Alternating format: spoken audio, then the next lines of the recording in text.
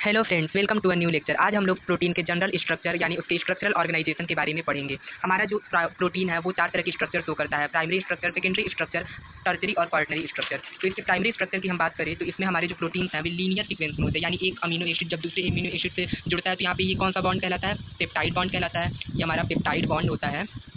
तो हमारे प्रोटीन हमारे अमीनो एसिड पेप्टाइड बॉन्ड से जुड़कर एक प्रोटीन बनाते हैं। तो अगर ये लीनियर सीक्वेंस में होंगे, यानी हमारा एक अमीनो एसिड, ये दूसरा, ये तीसरा, तो ये लीनियर होंगे, मतलब इनमें एक लंबी श्रृंखला में जुड़े होंगे अगर हमारे अमीनो एसिड, तो उसको हम प्राइमरी स्ट्रक्चर का नाम देते हैं। और ये जेनेटिक कोड को मतलब बताते हैं, ये किसी एक जेनेटिक कोड को डिटरमाइन करते हैं, इससे इनकी पहचान हो जाती है कि हाँ ये एक प्रोटीन है, लेकिन ये लीनियर सीक्वेंस में होते हैं और ये नॉन फंक्शनल होते हैं। और हमारे ये protein dictates higher level of structure through the properties of amino acid involve, मतलब इनमें जो अमीनो एसिड होते हैं उनकी वजह से इनका प्रॉपर्टी बढ़ जाता है। तो ऐसा हम इनको बता सकते हैं। वैसे इनका स्ट्रक्चर बहुत सिंपल होता है, ऐसे लॉन्ग चैन में हमारे अमीनो एसिड लीनियरली जुड़े होते हैं, तो इनको हम ऐसे दिखा सकते हैं। नेक्स्ट जो हम बात करेंगे वो है हमारा secondary structure. Secondary structure local folding pattern within the polypeptide chain stabilised by hydrogen bond, यानी यहाँ पर आपको कोई टेंशन लेने की जरूरत नहीं है। यहाँ पे हाइड्रोजन बॉन्ड इसलिए लिखा है क्योंकि जो हमारे अमीनो एसिड है वो तो पेप्टाइड बॉन्ड से जुड़े होते हैं, लेकिन अब मान लीजिए ये अमीनो एसिड नीचे आया और फिर ये यहाँ से इससे इस ऊपर वाले अमीनो एसिड से इसका फोल्डिंग जो मतलब इसका हेलिक्स है वो इससे हाइड्रोजन बॉन्डिंग के थ्रू जुड़ गया, तो ऐसे ये एक कॉम्प्लेक्स स्ट्रक्चर बना लेगा। ये हमारे अल्फा हेलिक्स फॉर्मेशन होने का ये हाइड्रोजन बॉन्ड ही रिस्पॉन्सिबल होता है, जिसकी वजह से हमारा अल्फा हेलिक्स या बीटा प्लीटेड शीट बनता है। तो यहाँ पर हमारे हाइड्रोजन बॉन्ड की वजह से अमीनो एसिड ऐसे जो जुड़ जाते हैं, जिसकी वजह से अल्फा हेलिक्स बन जाता है, तो उसके लिए यहाँ पे ऐसा लिखा है। और common types include alpha helix and beta sheet. दो तरह के इनमें टाइप्स होते हैं। हमारा जो सेकेंडरी स्ट्रक्चर है प्रोटीन का वो दो तरह का होता है, एक अल्फा हेलिक्स और एक बीटा प्लीटेड सीट। जो हमारा अल्फा हेलिक्स होता है ये स्पाइरल होता है, ये स्पाइरल होता है, यानी ऐसे या फिर ऐसे, ये इसका शेप होता है। और ये हमारा प्रोटीन एक है, इसका हेलिक्स जो है 3.6 अमीनो एसिड इतना लॉन्ग रहेगा, यानी 3.6 अमीनो एसिड इसमें आ जाएंगे। जो इसका एक हेलिक्स बनेगा, जो इसका एक हेलिक्स ऐसे हम बना रहे हैं, तो ये यहाँ से यहाँ तक में ना 3.6 अमीनो एसिड आ जाएंगे। इतने अमीनो एसिड का ये बना होता है इसका एक हेलिक्स। तो इससे हम इसको बता सकते हैं। बीटा प्लीटेड सीट की बात करें अगर, तो इनमें हमारे अमीनो एसिड या तो ट्विस्ट होंगे, या तो पैरेलल होंगे, या तो फ्लैट होंगे। ये तीन तरह से हो सकते हैं। एक या तो पैरेलल दो तरह के होते हैं, या तो एंटी पैरेलल होंगे, मतलब एक ऐसे गया होगा हेलिक्स तो दूसरा ऐसे आया होगा, और यहाँ पे हमारे हाइड्रोजन बॉन्ड या डाइसल्फाइड बॉन्ड से जुड़े होंगे, या फिर दोनों ऐसे गए होंगे।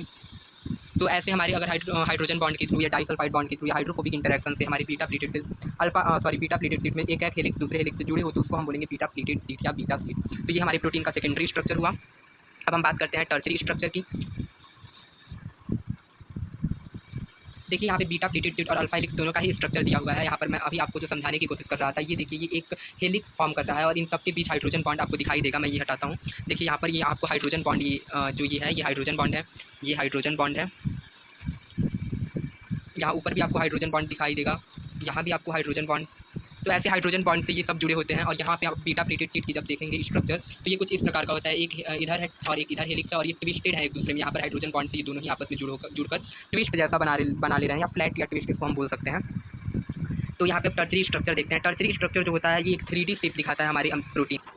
ये एक कॉम्प्लेक्स स्ट्रक्चर होता है जिसमें बहुत सारे मल्टीपल पॉलीपेप्टाइड चेन आपस में जुड़े होते हैं। और ये कैसे जुड़े होते हैं, तो इनके पीछे भी वही हाइड्रोजन बॉन्ड या फिर जितने भी हाइड्रोफोबिक बॉन्ड हो गया, डाइसल्फाइड बॉन्ड हो गया, आयोनिक बॉन्ड हो गया, या फिर वांडर वाल फोर्स हो गया, इन सब की वजह से इनका स्ट्रक्चर का फॉर्मेशन होता है। तो इसमें लिखा भी है stabilised by interaction between side chains की इंटरेक्शन की वजह से इनका फॉर्मेशन होता है। जैसे हाइड्रोजन बॉन्ड हो गया, यहाँ पे लिखा है हाइड्रोजन बॉन्ड, हाइड्रोफोबिक बॉन्ड या फिर डाइसल्फाइड बॉन्ड, इनकी वजह से इनका फॉर्मेशन होता है। Determines the protein functionality by positioning active site and binding region, यानी ये अपने एक्टिव साइट की वजह से ये अपने फंक्शन को डिटरमाइन करते हैं, यानी बताते हैं कि प्रोटीन क्या फंक्शन करेगा, ये कहाँ पे एक्टिव होते हैं, उससे इनकी फंक्शन का पता चल जाता है। नेक्स्ट जो है वो है क्वाटरनरी, यानी क्वाटरनरी स्ट्रक्चर, ये लास्ट है। और इसमें हमें बहुत ज़्यादा कॉम्प्लिकेटेड यानी बहुत कॉम्प्लेक्स स्ट्रक्चर देखने को मिलता है। जैसे मान लीजिए कि ये एक कॉम्प्लेक्स प्रोटीन हो गया, ये दूसरा प्रोटीन हो गया, ये तीसरा हो गया और ये चौथा हो गया। तो ये चारों ही एक दूसरे से किसी बॉन्ड से hydrogen bond, disulphide bond, hydrophobic interaction या वान डेर वाल्स फोर्स से जुड़े होते हैं। तो ये चारों जब एक दूसरे से जुड़ जाएंगे तो ये एक बहुत ही कॉम्प्लेक्स स्ट्रक्चर बन जाता है, और जिसका हाइड्रोलिसिस करना भी बहुत मुश्किल होता है। तो ये क्वाटरनरी स्ट्रक्चर होता है प्रोटीन का। इसका थ्योरी आप लोग यहाँ देख सकते हैं, the arrangement of multiple polypeptide chains into a single functional complex, मतलब एक सिंगल कॉम्प्लेक्स बना लेते हैं।